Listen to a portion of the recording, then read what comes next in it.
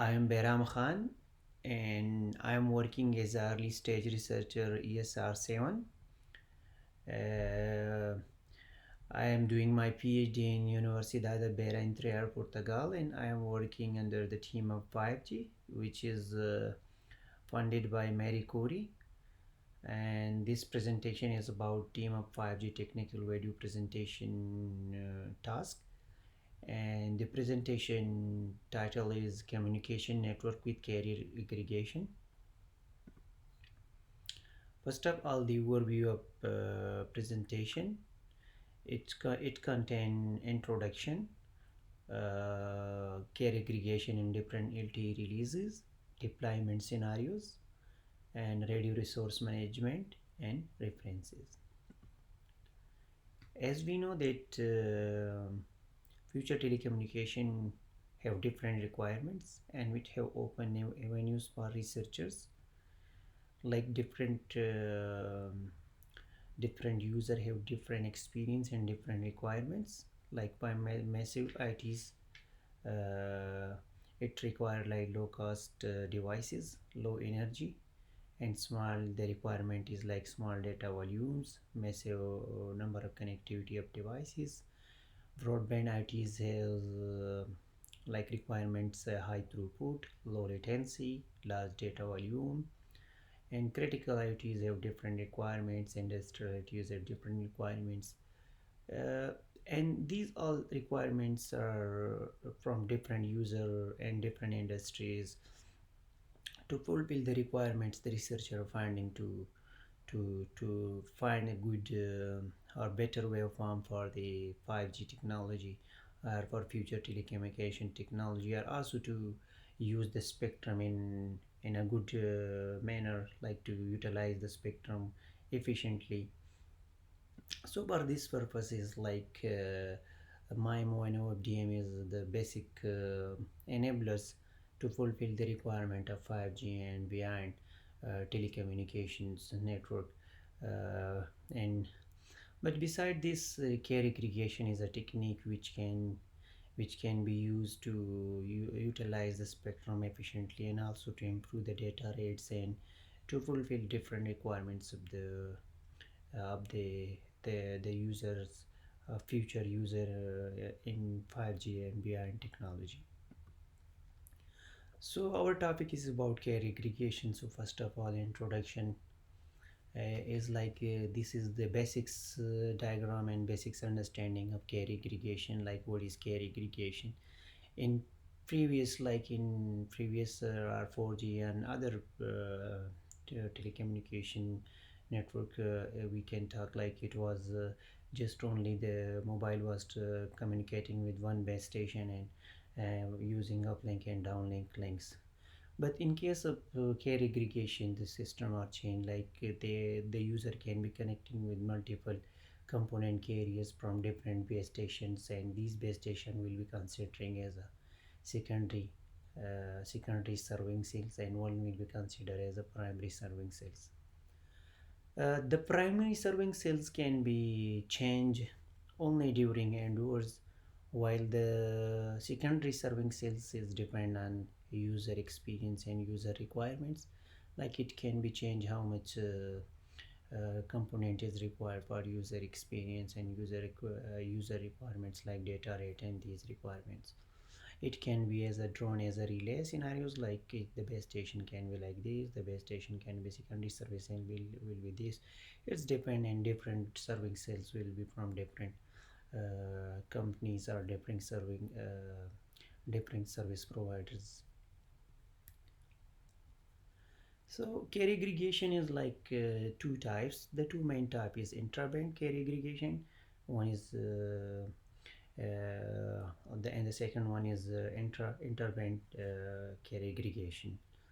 The intraband, it using single band and has two further main types like intraband contiguous and intraband non-contiguous care aggregation.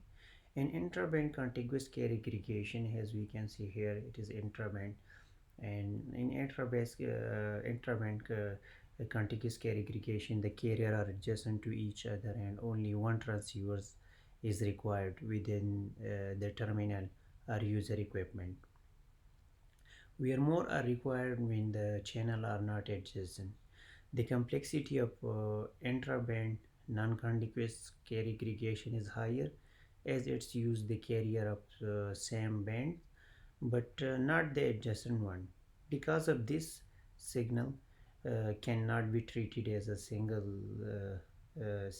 signal that increase the complexity and cost of the system. The second one is this one, which is interband carrier aggregation. And this type of carrier aggregation, it using different bands, as we can see here, like it using different band. This band is different from this band, and this band spectrum is different from this band. While in this situation, we are seeing here like it is similar or near to each others. The bands are near to each other. So because of existence in this in interband carrier aggregation, because of existence of carrier from different operating bands, it is more challenging as there is a need for multiple transceivers to receive or transmit the signal that enhance the complexity, power requirements, cost, and creating space constraints. Here I will explain like how in different LTE releases they update it and they added advancement to the carrier aggregation, like in different releases. With time we can see here like the carrier aggregation is added to release 10, and it is published in release 10 of LTE. And then they further advance in early release 11 and then 13, and like in different things they were updating to, like sometime they adding in first initial cases they added like time duplex, and then TTD and FTD, and then finally in release 17 they are now updating, which is publishing recently in some time it will be published. They have further added more things about the carrier aggregation, and also they talking about the 5G new radio. So our topic is about carrier aggregation, so we will talking about carrier aggregation and what they added in with different LTE releases to, and how they updated the carrier aggregation in different LTE releases. So for this purposes, we can talk from here like in LTE release 10, 11, they it provide better support, and they edit this in from release 10 they added this things like they provide better support for TTD configuration, in which the TTD uplink and downlink can be configured differently on each of the component carriers and bands, either in full duplex and hard duplex mode. And they also have added like enhance uplink signaling to the release 11 of LTE. And then in release 12 uh, they provide like specific support for allowing user equipment to operate TTD and FTD spectrum jointly. And the main solution to be specified is carrier aggregation between a number of TTD and FTD carriers. Carrier aggregation between the FTD and TTD spectrum will allow user throughput to be boosted, and it would allow a better way to divide the load in network between TTD and FTD spectrum. In addition to carrier aggregation support operations of dual connectivity between TTD and FTD further specified. As we can see like this is the FDD frame structure, and this have for like 10 subframes for uplink and 10 subframes for downlink is considered, and being applicable for full duplex and half duplex operations. Each radio frame is composed of 20 slots like this one, and each subframe is compressed up to consecutive slots, as I said, for 10 is for some previous for downlink and 10 is for uplink. And this is presented in release 12, and it is continuous like the in release 12 they have also edit TTD frame structures, like what how will be the structure, the TTD frame structure, where each radio frame is divided into two halves, and that in turn are composed of subframe corresponding to every TTI. In release 13, the most important thing which researchers are also trying to implement is the goal is in release 13 is that they are trying to they was before 13 they was trying to change the component carriers like editing different component carrier combinations, and in this release 13 they finally added they have expanded the LT carrier aggregation up to 32 component carriers, and to achieve high data rates using these 32 component carriers for LTE, as well as in the flexibility to aggregate large number of carriers in different bands. Here we can talk about different deployment scenarios. This is four different deployment scenarios we consider. One is identical, the second one is diverse coverage, the third one is main beam direction at sector boundaries, and use of remote radio heads in scenario 4. And this is the work I took from my paper, one of my paper, and I can explain like these scenario have been considered through the design of LT advanced carrier aggregation using two component carriers, and denoted by this is F1 frequency 1 and frequency 2. Usually in many deployment scenario for different component carriers, the E and B antennas are collocated, have consistent beam patterns directions.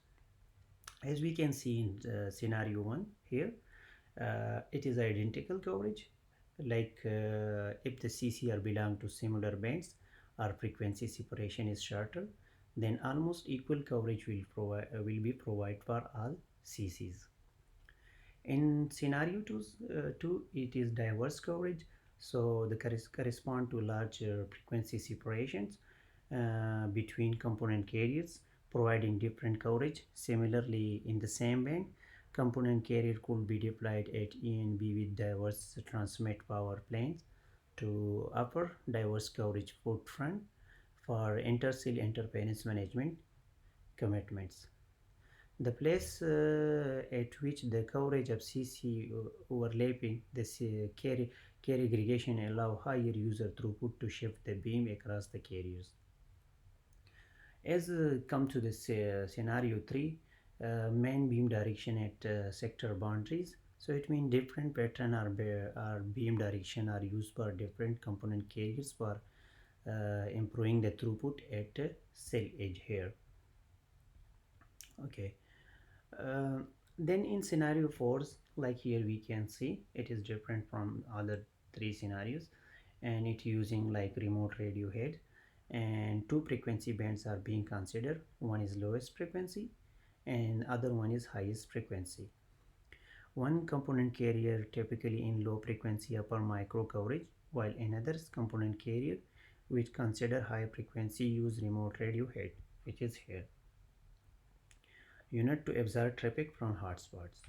Using optical fiber, the remote radio heads are connected to E and B, thus permitting the aggregation of component carrier among the microcells and remote radiohead cells based on same carrier aggregation framework for collocated cells. This type of deployments permit the operators to advance system throughput by means of low-cost remote radiohead devices.